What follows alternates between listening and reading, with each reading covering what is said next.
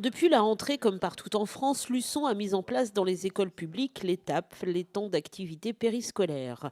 Le premier bilan vient d'être effectué pendant les vacances de la Toussaint.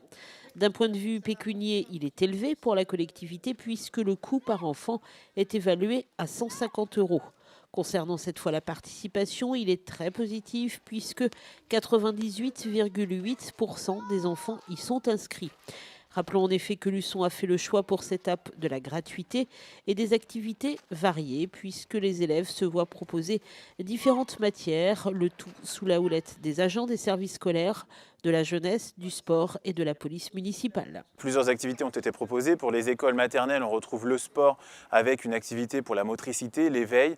On retrouve donc la lecture et le conte et une troisième activité qui leur était proposée, qui était une activité beaucoup plus libre pour leur permettre de dessiner, peindre ou de pouvoir s'exprimer de manière différente. En ce qui concerne les classes d'élémentaire, on retrouve une activité sportive, donc de sport de différentes natures puisqu'on retrouve plusieurs classes. Les expériences scientifiques, on retrouvait sur cette période aussi les jeux de société avec différents objectifs, découvrir les règles, savoir jouer, savoir expliquer les différentes règles et savoir appliquer ce travail de collectivité. Et on retrouvait aussi la prévention routière avec la police municipale. Reste que, comme tout système, celui-ci est perfectible et c'est pourquoi la ville a programmé des bilans réguliers avec les différents partenaires concernés.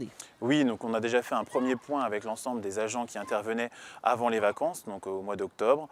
À la rentrée, un document sera distribué à l'ensemble des familles pour avoir leur avis, avoir l'avis des différents enfants.